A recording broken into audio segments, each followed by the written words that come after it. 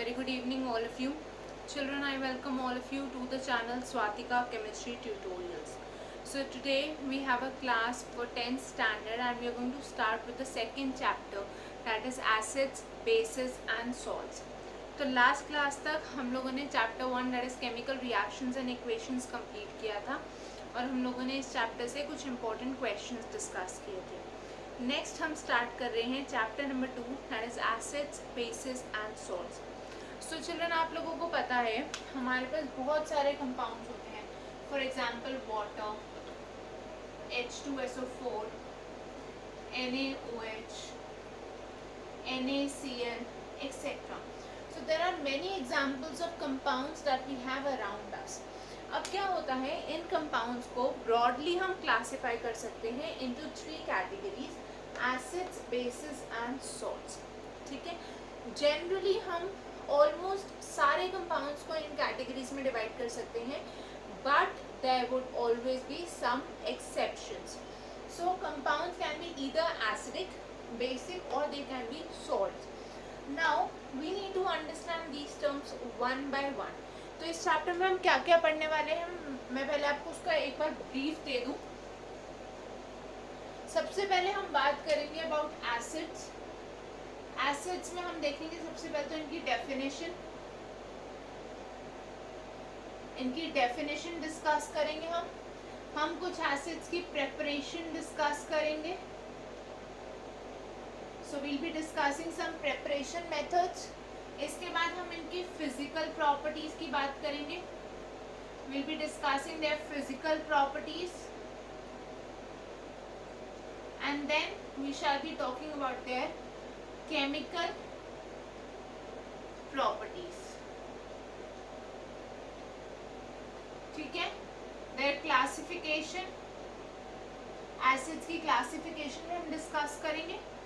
और इसके बाद हम बात करेंगे about the uses and examples of acids. मतलब कुछ एसिड्स कंसिडर करेंगे, उनके यूजेस और उनके एग्जांपल्स हम डिस्कस करेंगे. All of these same things we are also going to discuss for bases. ठीक है, जैसे हम एसिड्स के लिए ये सब चीज़ें डिस्कस करेंगे, सेम चीज़ें हम डिस्कस करेंगे बेसिस के लिए भी. ओके, उसके बाद सॉल्ट्स में अगेन हम सॉल्ट्स में बात करेंगे डेफिनेशन की, क्लासिफिकेशन की. इसमें हम बात करेंगे फैमिली ऑफ सॉल्ट्स की,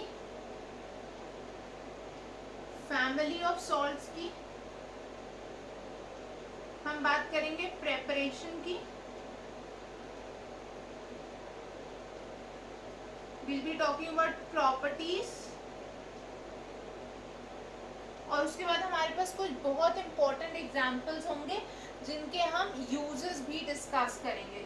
सो we will also discuss the uses and examples again for salts. And children, apart from these we are also going to discuss 3 very important topics in the chapter that are indicators. हम बात करेंगे indicators की, हम बात करेंगे pH की और हम बात करेंगे न्यूट्रलाइजेशन की. सो ये इंपॉर्टेंट टॉपिक्स हम इस चैप्टर में डिस्कस करने वाले हैं. सो सबसे पहले हम स्टार्ट करते हैं एसिड से. What are acids?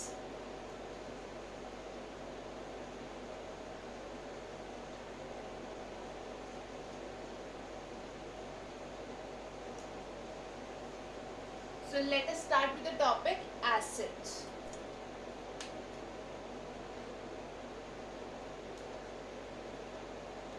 Children, there are various ways to define an acid. ठीक है, बहुत सारी definition है, like those given by Lewis, Bronsted.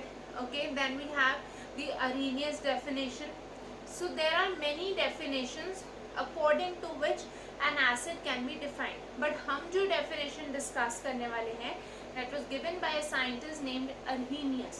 So we are going to discuss the Arrhenius definition of acids. और we can say the Arrhenius concept. और same concept हम basis के लिए भी डिस्कस करेंगे. सो हम बात करने वाले हैं अर्हीनियस कॉन्सेप्ट की.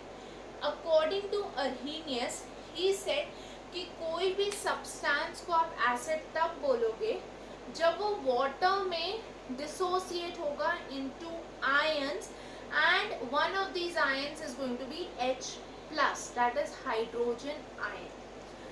I am repeating this again, listen very carefully.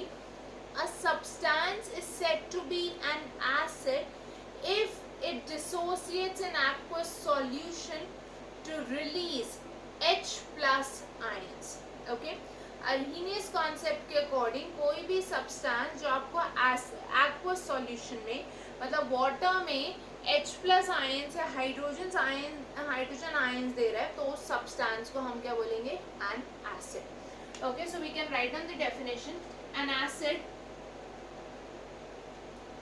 Is a chemical substance. An acid is a chemical substance that dissociates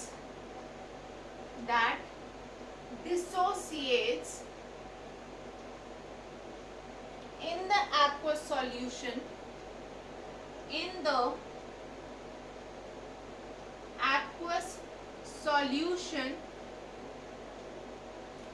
to release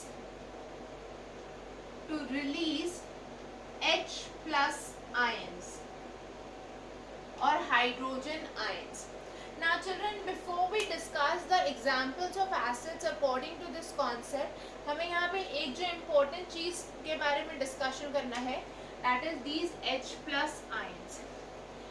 If you all remember, hydrogen का atomic number is 1, right? So it has 1 electron, 1 proton and no neutron. I hope सबको ये याद है कि hydrogen atom में कोई neutron नहीं होता. That is why it has a mass number also of 1. Now if I remove this electron, okay, if I remove the electron, what do I get? मुझे मिला H प्लस आयन, राइट?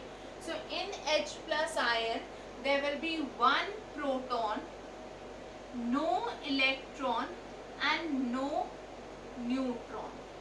ठीक है, इसमें क्या है? सिर्फ एक प्रोटॉन है, कोई इलेक्ट्रॉन नहीं है, कोई न्यूट्रॉन नहीं है. And that is the reason that we call the H plus ion as proton. H plus ion को हम प्रोटॉन भी बोल देते हैं. The reason being that it does not contain an electron और न्यूट्रॉन. नाउ अगर आप सबको याद हो, जब आप लोगों ने डिस्कवरी ऑफ दी सब एटॉमिक पार्टिकल्स पढ़ा था 9th में, ठीक है, जहाँ पे आप लोगों ने इलेक्ट्रॉन, प्रोटॉन, न्यूट्रॉन की डिस्कवरीज डिस्कस करी थी. देयर यू वर टोल्ड कि जितने भी पॉजिटिव आयंस बनते हैं, ठीक है, या हम बोल सकते हैं कि जो भी पार्टिकल ऑब्टेन होते हैं by the removal of electron, those are different depending upon the substance. या जो हम एनोड रे एक्सपेरिमेंट पढ़ते हैं उसमें जो पॉजिटिव पार्टिकल्स थे, they depend upon the material, right? So in the case of hydrogen, जो उसका आयन बनेगा उसको हम प्रोटॉन बोलेंगे. Okay, not for any other species, because all the other species they will also be containing electrons and neutron. So the hydrogen ion is also given the name as proton. Now children, this was the first thing about the hydrogen ion. Next thing that we should be knowing is, ये जो hydrogen ion है, this is highly unstable. This is actually highly unstable. Why is this unstable? Because this contains only a single proton. इसमें कोई electron नहीं है, कोई neutron नहीं है. इसकी वजह से ये जो आयन है, this is highly unstable. अब क्या होगा? Let us understand the next thing using an example.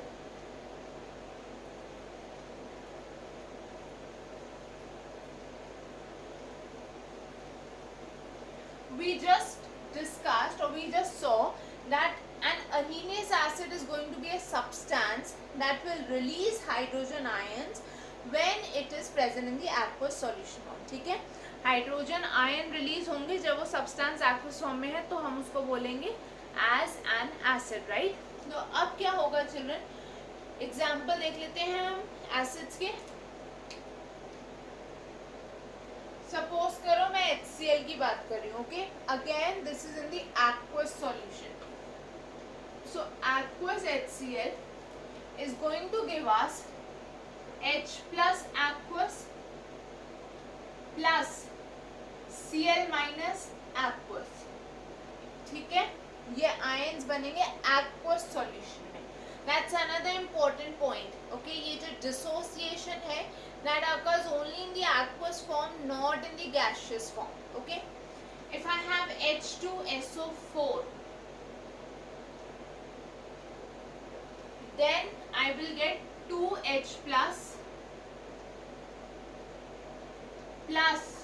SO4 2 minus, right?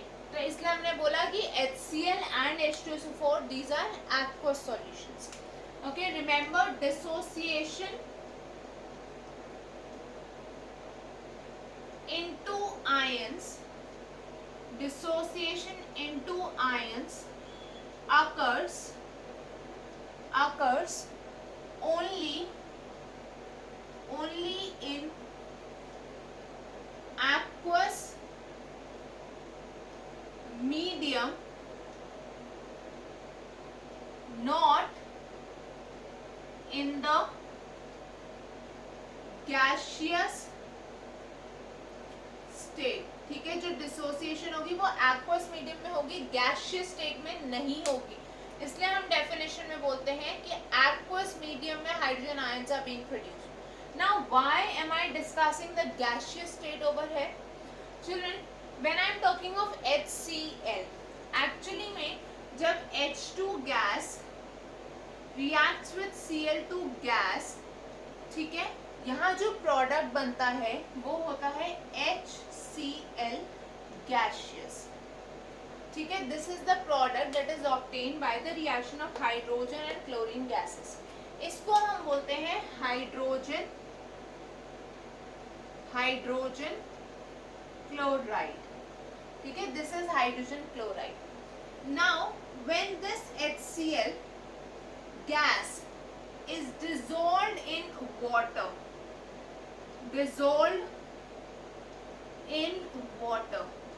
then what do we get? Then we get HCl aqueous, जो हमने यहाँ पे लिखा HCl aqueous. This is actually hydrochloric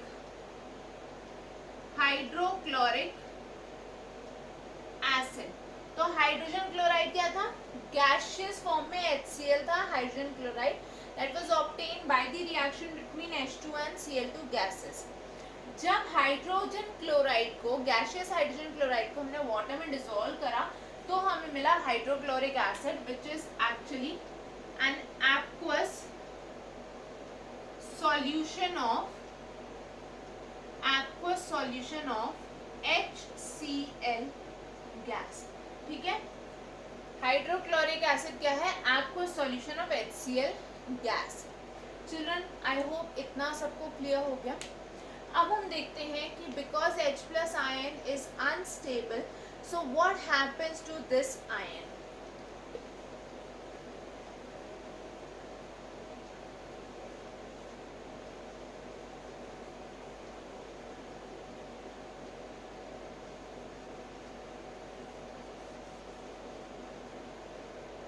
We just saw that the H plus ion is highly unstable, right?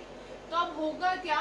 क्योंकि water में solution हमने बनाया, that means in an aqueous medium, so this H plus reacts with H2O from the medium.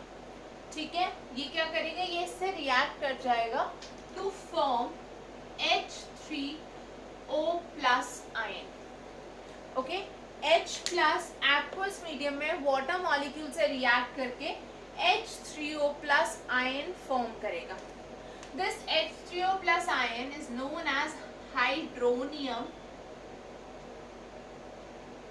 Ion. तो water में या aqueous solution में H plus नहीं मिलेगा आपको. Instead all of these H plus ions will get converted into H3O plus ions. And remember, if I write H plus aqueous or if I write H3O plus, both of these mean the same, क्योंकि H plus जब भी aqueous medium में है तो it will get converted into H3O plus. So we can say that an acid is a substance that gives hydronium ions in the aqueous solution. Okay? अब होगा क्या, जैसे HCl था हमारे पास, HCl aqueous, ठीक है, this breaks down into H plus aqueous plus Cl minus aqueous, right? ये अभी हमने देखा. Now this H plus aqueous ये further react करेगा water से to form H3O plus aqueous. I hope इतना सबको क्लियर हो गया. अब चिल्ड्रन जितना भी H प्लस यहाँ पे प्रोड्यूस हो रहा है फर्स्ट इक्वेशन में, ठीक है, this is equation number 1 and this is equation number 2. So whatever H plus is being produced in equation 1 is being consumed in equation 2, ठीक है. फर्स्ट इक्वेशन में जितने भी हाइड्रोजन आयंस प्रोड्यूस हुए सेकंड इक्वेशन में आके वो सब आयंस कंज्यूम हो गए. इसका मतलब ये हुआ ओवरऑल रिएक्शन में हमारे पास H प्लस आयंस नहीं बचे.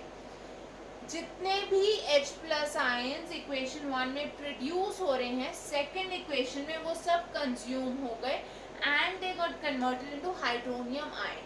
सो in the final equation we do not have any H plus ions. तो हमारे पास जो फाइनल इक्वेशन आएगी इन दोनों को ऐड करके 1 + 2 करके that will be HCl aqueous plus H2O liquid, ठीक है, HCl aqueous plus H2O liquid giving us H3O plus aqueous plus Cl minus aqueous, ठीक है, HCl aqueous plus H2O liquid giving us H3O plus aqueous plus Cl minus aqueous. So children, this is how the dissociation of acids occurs in the aqueous medium. और जब हमें H3O plus मिले तो हमने बोला that the substance is acidic in nature. Okay, let's now move forward.